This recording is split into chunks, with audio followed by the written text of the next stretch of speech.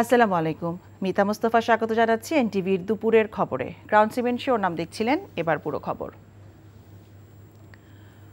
স্বৈরাচার বিরোধী শিক্ষার্থীদের এক দফার আন্দোলনে গত 18 জুলাই পুলিশের গুলিতে রেসিডেন্সিয়াল মডেল কলেজের ছাত্র ফারহান ফাইয়াজ হত্যার ঘটনায় শেখ হাসিনা সহ 34 জনের বিরুদ্ধে হত্যা ও গণহত্যার অভিযোগ দায়ের করা হয়েছে। ফারহানের বাবা শহীদুল ইসলাম ভূঁইয়া আন্তর্জাতিক অপরাধ ট্রাইব্যুনালের তদন্ত সংস্থায় এই অভিযোগ দাখিল করেন আজ। মামলার অন্য আসামিরা হলেন ওবায়দুল কাদের, আনিসুল হক, ব্যারিস্টার ফজলে নূর তাপস, জাহাঙ্গীর কবির নানক, শেখ ফজলে শামস পরশ, ছাত্রলীগ সভাপতি সাদ্দাম হোসেন, সাধারণ সম্পাদক ওয়ালি আসিফ ইনান, পুলিশ কর্মকর্তা বিপ্লব কুমার সহ 34 জন। তাদের বিরুদ্ধে হত্যা ও গণহত্যা সহ মানবতা বিরোধী অপরাধ সংগঠনের অভিযোগ আনা হয়েছে। আন্তর্জাতিক অপরাধ ট্রাইব্যুনালে অভিযোগ জানিয়ে নিজের সন্তানের হত্যার জন্য দায়ীদের সর্বোচ্চ শাস্তি জানিয়েছে ফারহানের বাবা মা। পিতার কাঁধে ছেলের লাশ, এর চেয়ে ভারী বস্তু পৃথিবীতে আর কিছু নাই। আমি মহামান্য আদালতের কাছে শরণাপন্ন হয়েছি, যারাই হত্যাযোগ্য এই গণহত্যা চালিয়েছে তাদের বিচারের আওতায় এনে উপযুক্ত শাস্তি খুব দ্রুত বিচারের জন্য আমরা আহ্বান জানাচ্ছি আপনাদের মাধ্যমে। তারা আজকে আনুষ্ঠানিকভাবে আমাদের কাছে অভিযোগটা নিয়ে এসেছেন। যদিও তারা নাও আসতেন, আমরাই টিমের পক্ষ থেকে এই অভিযোগগুলো কম্পাইল করে এখানে মামলা দায়ের করতাম। তা আমরা এটা পেয়েছি, আমাদের জন্য সহযোগিতা হয়েছে। আমরা আপনাদের মাধ্যমে জাতিকে জানাতে চাই যে যারা এইভাবে ভিকটিম ফ্যামিলি আছেন তাদের তথ্যগুলো আমরা গ্রহণ করব। আমরা একটা ডেস্ক ওপেন করছি আজকের থেকে।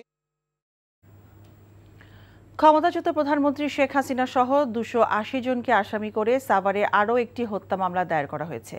বৈষম্যবিরোধী ছাত্র আন্দোলনে মেহেদী হাসান নামে একজনকে গুলি করে হত্যার ঘটনায় এই মামলাটি দায়ের করা হয়। মেহেদী হাসান রাজমিস্ত্রির সহকারী হিসেবে কাজ করতেন। মামলার বাদী নিহতের বাবা বাচ্চু সরকার। সকালে সাভার মডেল থানায় এই মামলাটি রেকর্ড করা হয়। এ নিয়ে স্বৈরাচার শেখ হাসিনাকে প্রধান আসামি করে কেবলমাত্র সাভার মডেল থানাতেই 10টি হত্যা মামলা দায়ের করা হলো। ভারতের অর্থায়নে বাংলাদেশে চলমান সব প্রকল্পের কাজ অব্যাহত থাকবে বলে জানিয়েছেন অর্থ উপদেষ্টা ডক্টর সালেউদ্দিন আহমেদ। আজ সচিবালয়ে অর্থ উপদেষ্টার সাথে ঢাকায় নিযুক্ত ভারতীয় হাইকমিশনার প্রণয় ভার্মা দেখা করতে গেলে তিনি একথা জানান। ভারত থেকে 3বার এলওসির মাধ্যমে $736 কোটি ঋণ চুক্তি হয়। এর মধ্যে $180 কোটি পাওয়া গেছে। বাকিটাও ভারত ছাড় করবে বলে হাইকমিশনার তাঁকে জানিয়েছেন বলে জানান সালেউদ্দিন।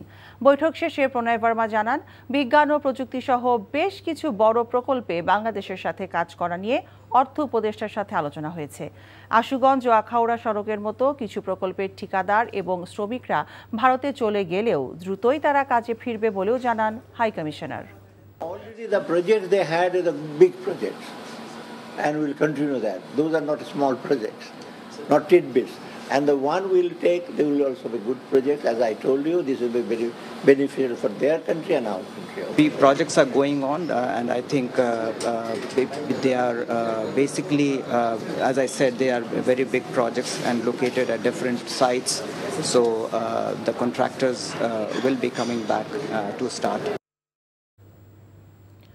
ছাত্র জনতার গণ অভ্যুত্থানে যে জাতীয় ঐক্যের সৃষ্টি হয়েছে তা ধরে রাখতে সব রাজনৈতিক দলের প্রতি আহ্বান জানিয়েছেন অন্তর্বর্তী সরকারের উপদেষ্টা আসিফ মাহমুদ। একই সঙ্গে তিনি বলেছেন, জাতি বিভক্ত থাকলে অন্যায় এবং অবিচারের শাসন আবারও ফিরে আসবে। বেকারত্বকে চ্যালেঞ্জ উল্লেখ করে তিনি বলেছেন, কর্মক্ষম জনগোষ্ঠীকে দক্ষ করে গড়ে তোলা এবং কর্মসংস্থানের ব্যবস্থা নেওয়া হবে। এনটিভির সাথে একান্ত আলাপে আসিফ মাহমুদ এসব কথা বলেন। সাক্ষাৎকারটি নিয়েছেন আমাদের স্পেশাল করেসপন্ডেন্ট মুকসিমুল আহসান। সরকারের 1 মাস হয়ে গেছে। এই 1 মাসে দায়িত্ব পালন করতে গিয়ে আপনার অভিজ্ঞতার আলোকে সামনের দিনের চ্যালেঞ্জ কি মনে হচ্ছে? যে জাতীয় ঐক্যের ভিত্তিতে ফ্যাসিবাদী সরকারের পতন হয়েছে, সেই জাতীয় ঐক্যটাকে ধরে রেখেই এই ফ্যাসিবাদী যে ব্যবস্থা বাংলাদেশে, সেই ব্যবস্থার বিলোপ সাধন করাটাই এখন সবচেয়ে বড় চ্যালেঞ্জ। জনমতের ভিত্তিতে একটা নতুন বাংলাদেশ গড়ার দিকে এগিয়ে যেতে চাই আমরা। এখানে আমাদের রাজনৈতিক সংশ্লিষ্টতা, রাজনৈতিক কোনো বড় রাজনৈতিক দল থেকে না হওয়ার কারণে এটা আমাদের একটা পজিটিভ দিক যে আমরা আসলে মানুষের যে আশা আকাঙ্ক্ষা সেটার প্রতিফলন করতে আমাদের কোনো প্রতিবন্ধকতা নেই। জাতীয় নাগরিক কমিটি হয়েছে, তারা কি আপনাদেরই উপদেষ্টা নাকি তাদের কিভাবে তৈরি হয়েছে এবং তারা আসলে কি করবে? জনগণের পক্ষ থেকে যারা এই গণঅভ্যুত্থানে যোগ দিয়েছিলেন, যারা এই গণঅভ্যুত্থানকে সফল করেছেন, তাদেরকে অ্যাকোমোডেট করা এবং তাদেরকে দেশ গড়ার পুনর্গঠনে তাদের রিপ্রেজেন্টেশন, তাদের বক্তব্য নিয়ে আসার জন্যই জাতীয় নাগরিক কমিটি আসলে ফর্ম হয়েছে। যারা ফর্ম করেছেন তাদের সাথে যতটুকু কথা হয়েছে যে তারা জনগণের বক্তব্যগুলো সংগ্রহে এবং জনগণ কেমন বাংলাদেশ চায় সেটা নিয়ে আসার জন্য সেই প্রস্তাবনাগুলো রাখা, এবং একই সাথে এই সরকারও যেন ঠিকভাবে এই ফ্যাসিবাদী ব্যবস্থার বিলোপে কাজ করে যায় সেটা নিশ্চিত করার জন্য তারা কাজ করবেন। সেটার জন্য বিরোধিতা করতে হলে বিরোধিতা করবেন এবং সহযোগিতা করতে হলে সহযোগিতা করবেন। আমরা শুধু জাতীয় নাগরিক কমিটি না, সকল রাজনৈতিক প্ল্যাটফর্মের থেকেই এটা আসলে প্রত্যাশা করব যে সরকারকে এই যে ফ্যাসিবাদী ব্যবস্থা আছে সেটার বিলোপ সাধন এবং একটি সুন্দর কাঠামোর বাংলাদেশ যেন আমরা গড়ে দিয়ে যেতে পারি।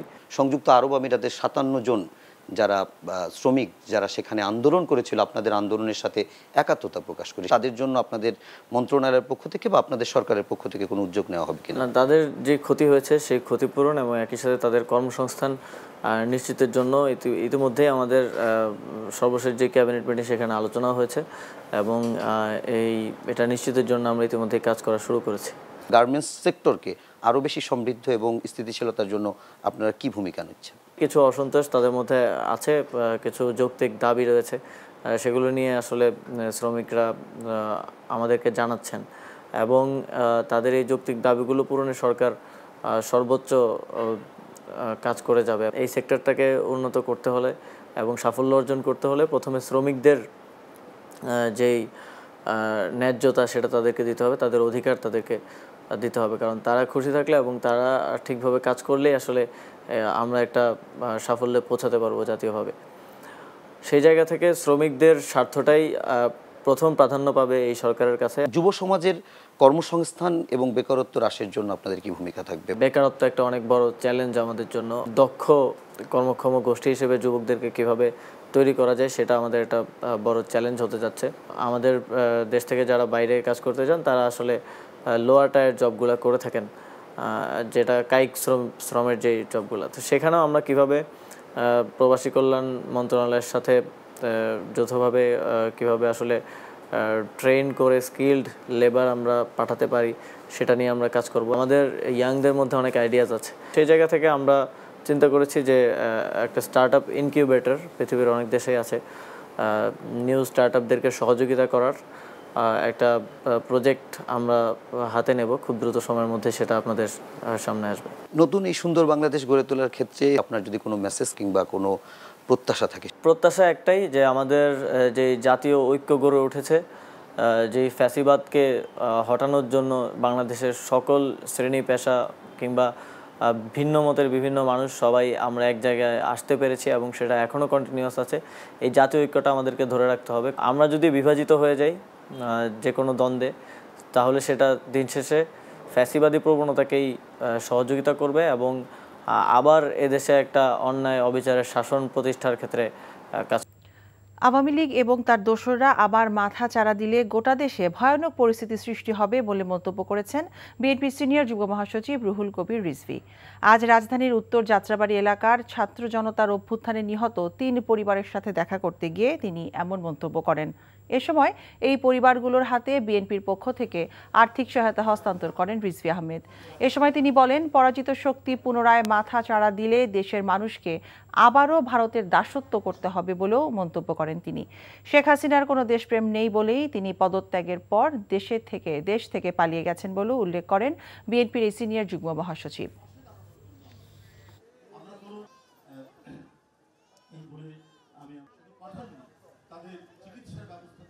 এই পরাজিত ভয়ঙ্কর শক্তির দোসররা তারা যদি মাথাচাড়া দেয় তাহলে তো আপনার আবার সেই পরিস্থিতি তৈরি হবে। রাস্তা দিয়ে মোটরসাইকেলে গিয়ে তুলে নিয়ে যাবে যাকে পছন্দ হয়, যে মেয়েকে পছন্দ হয় সেই।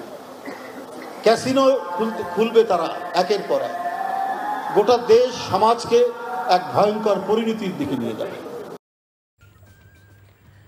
লিবারেল ডেমোক্রেটিক পার্টি এলডিপি সভাপতি কর্নেল অবসরপ্রাপ্ত অলি আহমেদ বীর বিক্রম বলেছেন, ছাত্র জনতার চাওয়াকে গুরুত্ব দিয়ে দেশ পরিচালনা করতে হবে। আজ মগবাজারে দলীয় কার্যালয়ে বিশেষ জরুরি সংবাদ সম্মেলনে তিনি আরও বলেন, রাষ্ট্রের সংস্কার অগ্রগতি হতাশাজনক। এভাবে চলতে থাকলে ছাত্র জনতার দেয়া রক্ত বৃথা যাবে।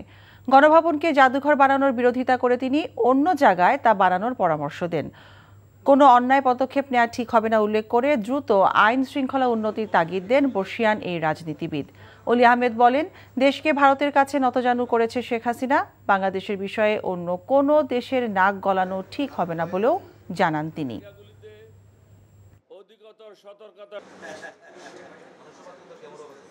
চাঁদাবাজেরা বেপরোয়াভাবে চাঁদাবাজি করে যাচ্ছে, সরকার নীরব দর্শকের ভূমিকা পালন করছে, পুলিশ নিষ্ক্রিয়। আমরা এটাও বলেছি, অদক্ষ অকর্মণ্য এই ধরনের ব্যক্তিদেরকে দিয়ে দেশের কোনো মঙ্গল হবে না। দুর্নীতিবাজ একজন ব্যক্তি এখনো পর্যন্ত দেশের 1 নম্বর আসনে বসে আছে।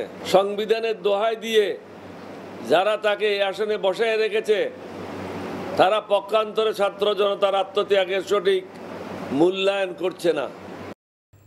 দেশের দক্ষিণ পূর্বাঞ্চলীয় বন্যা কবলিত জেলাগুলোর কৃষকদের কৃষি পুনর্বাসনের জন্য সাভারে বীজতলা তৈরি করেছে বিশ্ববিদ্যালয়ের শিক্ষার্থীরা। ড্যাফোডিল ইন্টারন্যাশনাল ইউনিভার্সিটির কৃষি বিজ্ঞান বিভাগের শিক্ষার্থীরা ফেনী, কুমিল্লা এবং নোয়াখালীর ক্ষতিগ্রস্ত কৃষকদের মাঝে বিনামূল্যে বিতরণের জন্য 2 মেট্রিক টন ধান থেকে চারা তৈরি করছেন। বীজতলা তৈরি এবং বীজ বপনের প্রক্রিয়ার তত্ত্বাবধানে ছিলেন ড্যাফোডিল বিশ্ববিদ্যালয়ের কৃষি বিজ্ঞান বিভাগের প্রধান ও কৃষি বিজ্ঞানী প্রফেসর ডক্টর আব্দুর রহিম। সম্পূর্ণ স্বেচ্ছাশ্রমের বিনিময়ে বিশ্ববিদ্যালয়ের শিক্ষার্থীরা এমন উদ্যোগ নিয়েছেন বলে জানিয়েছেন কৃষি বিজ্ঞানী ডক্টর আব্দুর রহিম।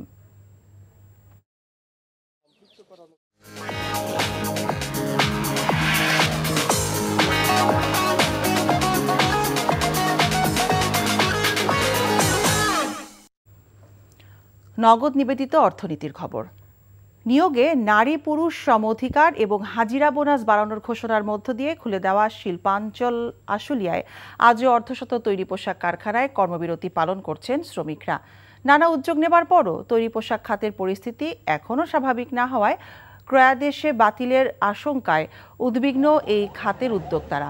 সকালে আশুলিয়ার পল্লী বিদ্যুৎ, বাইপাইল, ডিইপিজেড, জামগড়া, নরসিংহপুর, নিশ্চিন্তপুর এলাকায় পোশাক কারখানার শ্রমিকরা কাজে যোগ দিলেও দুপুর পর্যন্ত অন্তত 50টি কারখানায় উৎপাদন বন্ধ রয়েছে।